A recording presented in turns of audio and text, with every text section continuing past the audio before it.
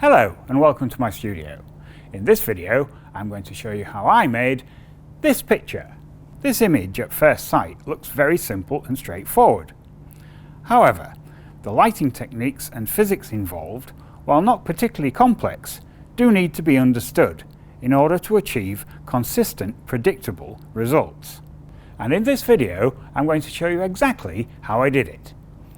Okay, so starting with the subject, what I've got here is a walnut which I've previously cracked open, and I've attached a piece of blue tack to the base of it. So that will allow me to place it on this board in a particular position, and I know it's not going to fall over. There we go. And then just to aid the composition a little, I'll just add some bits of shell around the bottom of it like this. Okay, so that's our subject sorted out. So next, the camera. So I'm using this full frame digital SLR with a 24 to 70 zoom lens on the front of it and a flash sync trigger on the top. Now, the whole thing is tethered into Capture One software, so it's easy to see the results. Okay, so I'll just pop this on this tripod, which I've previously set up. So we'll just line the shot up. So just looking through the viewfinder, first thing I'm going to do is just zoom that in slightly to about the 35mm mark.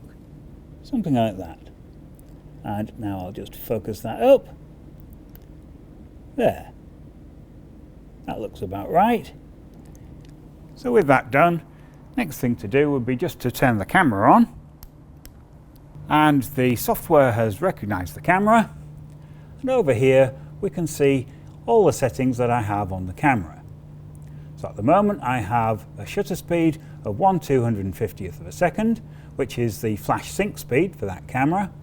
ISO is set to 100 and the aperture is set to f8. So just with these settings, with no flash, I'll just grab an image to see what we get. And there we are. We're just making sure that we don't have any contamination from the house lights. So with that bit over, next thing to do would be to set a light. So what I want to try and achieve here is a relatively hard shadow to bring out all the texture in this wood base and in the walnut itself. So what I'm going to use is this Profoto B1x. This is a 500 dual monoblock studio head, so it has a modeling light built into it and all the electronics are in the back here. The whole thing is battery powered, which makes it very handy to use for these sort of things. So I'm just going to turn that on. There we are. And I'm going to pop that on a stand. So I'm going to make use of this C stand with this arm on it. So we'll just bring that up about here somewhere. I'll just pop this on the end.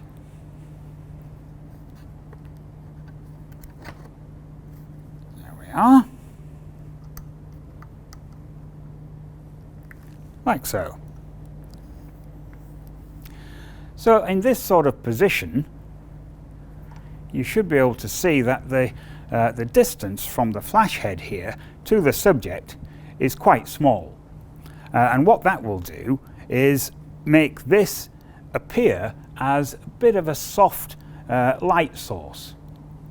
So it will be fairly diffuse. And that is because of the diameter of the exit pupil of this light compared to the distance from the subject.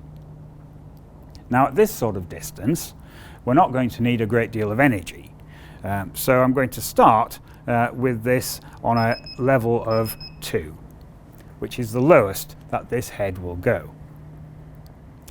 Okay, so with that done, I'll now turn on the flash sync trigger and we'll go for a test exposure. There we go. with that set as it is, it's possibly a little dark, and all this side needs a bit of filling in, but you should also be able to see that the shadows are relatively soft, so not picking out a great deal of detail here. Okay, so just to address the exposure first, I'm just going to increase the energy level by 1 stop, and we'll just grab that again. There we are, that's a bit better. And again, now you can see, if I zoom in a little on here, that these shadows are a little bit soft. Okay, so what I need to do then is to make this light quite a lot harder. And the way to do that is relatively simple. All I need to do is move it further away. Now, by moving it that far away, the distance between this head and the subject is now way over 5 times the diameter. And that's a rule of thumb, which will define a point light source. So you can say that a point light source would be anything which is more than 5 times the diameter of its exit pupil away from the subject. Okay, so with that set like so, obviously, due to the inverse square law, I'm going to need to increase the exposure. So just as a guess, I'm going to just add 3 stops to that. There we go. And we'll grab that again. Okay, let me just zoom out so we can see the whole thing. Yes, that's not too bad. So this is what we had before. Then we increase the exposure a little bit. And this is what we've got now. So the thing to see about this is that the quality of the shadow here is very different to what we had before. This is what we had before, and these are all relatively soft. And this is what we've got now, where they're quite crisp, which has brought out all the detail and all the texture in the background and the nut, which is what we want. I still think it's a little dark, so I'm just going to add half a stop to that. And we'll just grab that again. Yes, that's better. It's a better set of tones, I think, in there now. Although all this side is still a little dark, so I think I'd just like to fill that in. And the easiest way to do that would just be with a little reflector. So here I have an offcut of card, and what I'm going to do is just place this on here so it's just out of view.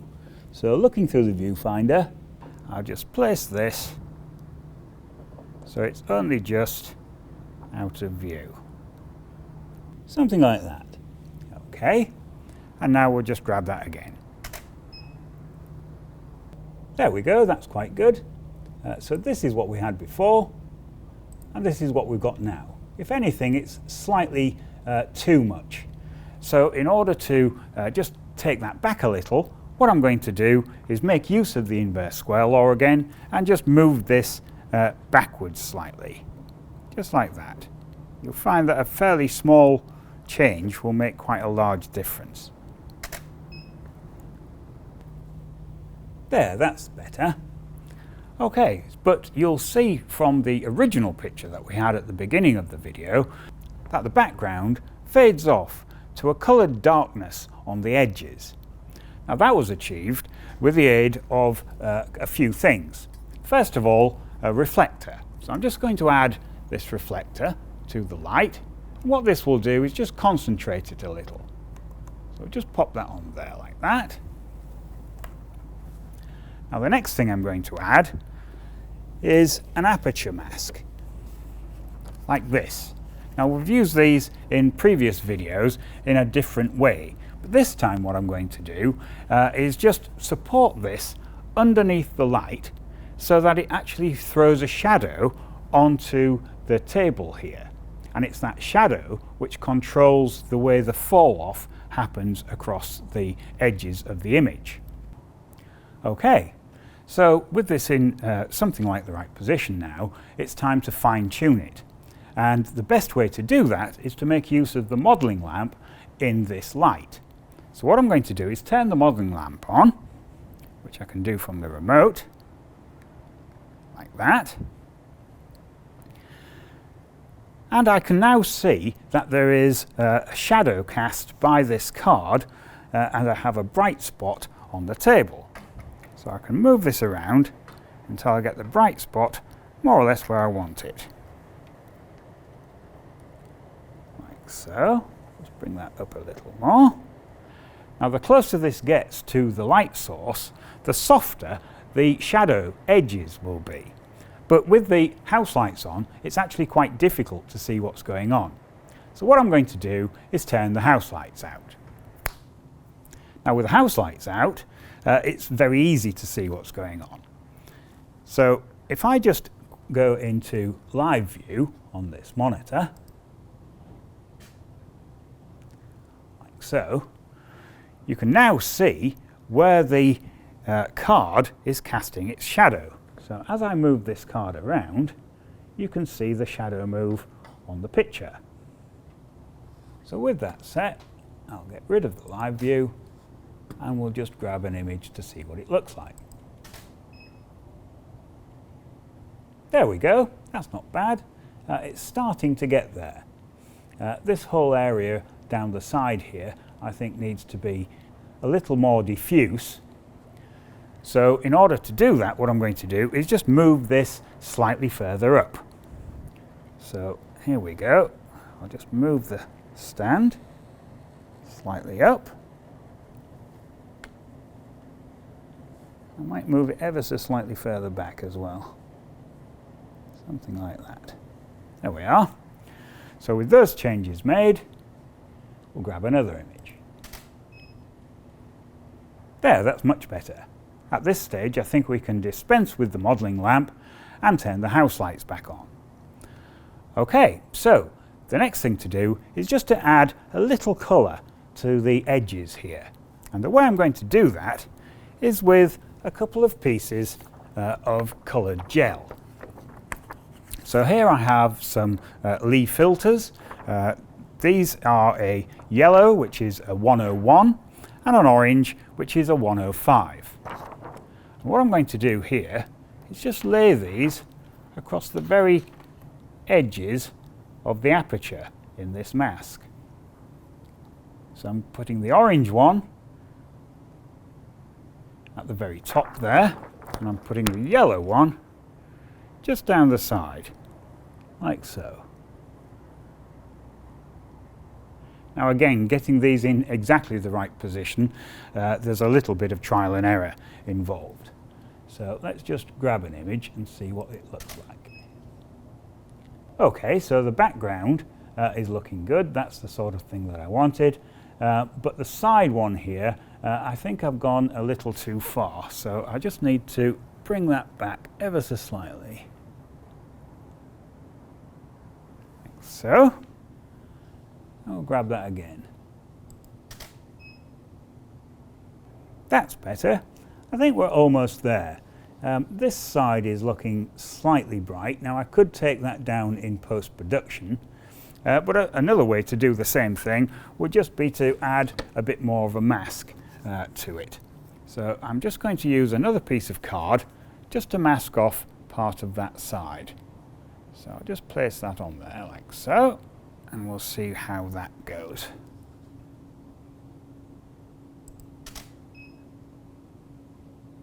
Excellent.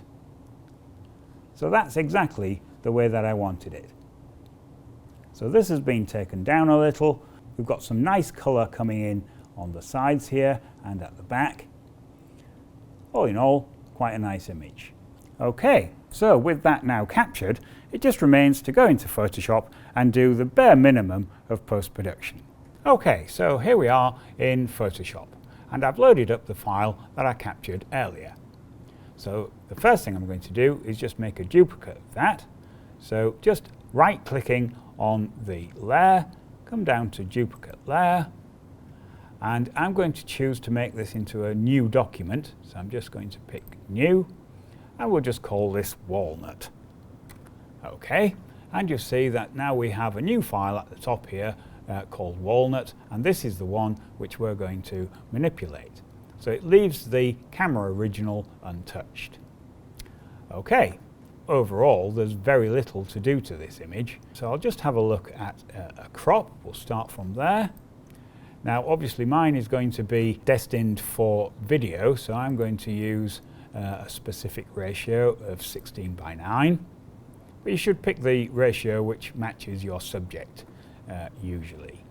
Okay, so I'm just going to bring the corners in here slightly, just like that, something like that. We'll just click on OK. Now the very edge of this piece of wood is actually still visible, and I'd just like to get rid of that. So what I'm going to do is just use another layer. So I'm just going to add another layer to this, and I'm literally going to paint out that just in black. So just making sure that black is selected as the foreground color. Find a paintbrush, nice big paintbrush, but I'll make it very soft. And we'll just paint that bit out. There we go. Just gets rid of that little bit of distraction. And there we have it. With the bare minimum of post-production, this image is virtually straight out of the camera. So by understanding the physics behind the lighting, you can apply these techniques to just about any subject and obtain consistent, predictable results. So all in all, I think that's worked very well. Okay. Well, I hope you like seeing how I made that image, and if you like watching these sort of things, do click on the other images as they appear, and don't forget to subscribe. Oh, and hit the like button. Thank you very much for watching.